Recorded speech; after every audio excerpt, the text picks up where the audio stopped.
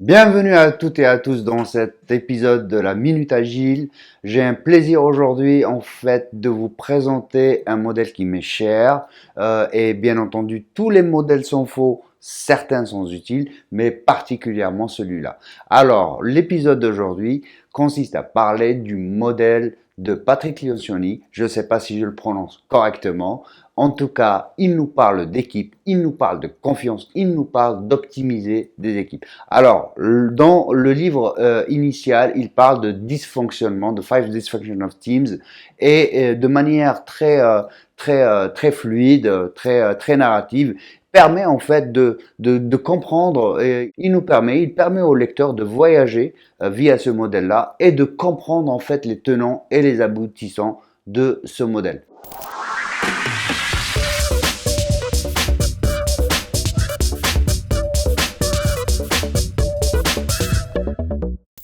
Le premier dysfonctionnement d'une équipe, selon Patrick, c'est l'absence de confiance. En fait, quand on commence à adresser une équipe, l'aspect confiance est important. Quand il n'y a pas de confiance au sein de cette équipe-là ou de l'équipe vis-à-vis de son environnement et de son écosystème, en fait, inévitablement, ça va donner une absence de conflit, de confrontation.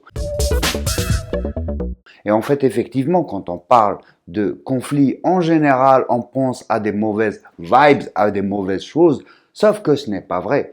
Un conflit, il peut être positif entre gens qui se respectent, effectivement, et qui débattent sur quelque chose de très factuel et de manière assez distante par rapport à leurs émotions et leurs ressentis.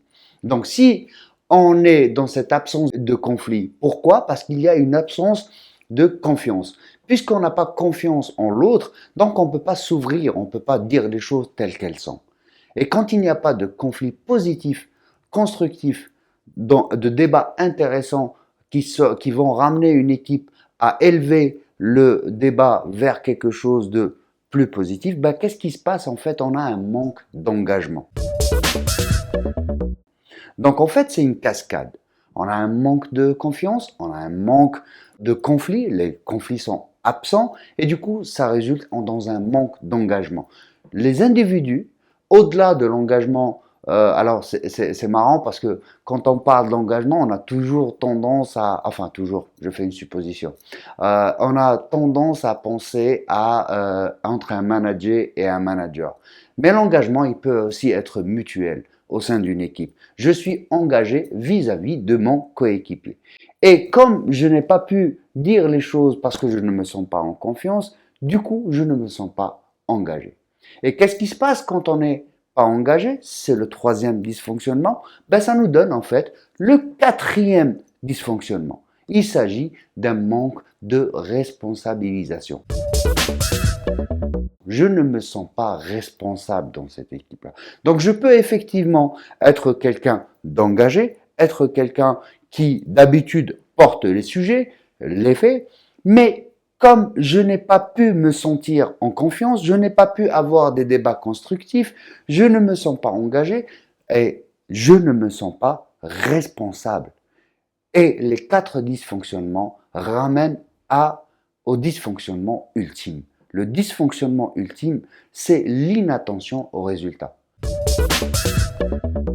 En fait, que l'équipe atteigne ou pas son résultat final, m'importe au final peu, parce qu'il y a eu justement une cascade de dysfonctionnements qui m'ont ramené à ne pas m'intéresser au résultat. Cette équipe-là, elle va se retrouver dans une situation un peu bizarre, avec des dysfonctionnements un peu à tous les étages.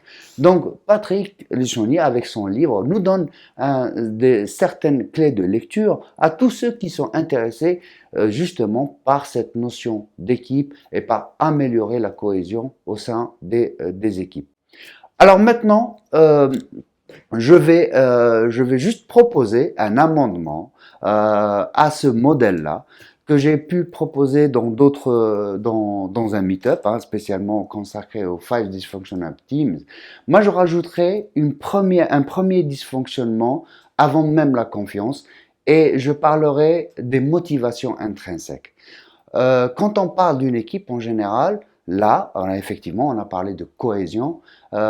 Ça peut aussi être, à mon avis, et encore une fois, ça n'engage que moi, l'absence de motivation intrinsèque, c'est-à-dire quand on ne sait pas pourquoi on appartient à une équipe, je ne sais pas si on pourrait être dans l'optimum vis-à-vis des autres dysfonctionnements.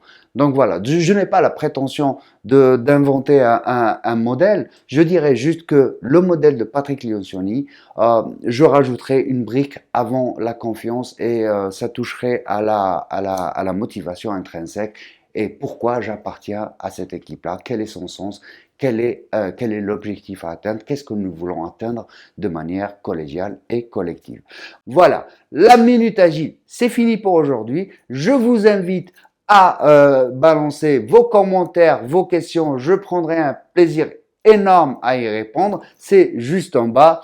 Et d'ici là, prenez soin de vous et à bientôt dans un autre épisode de la Minute Agile. Bye bye!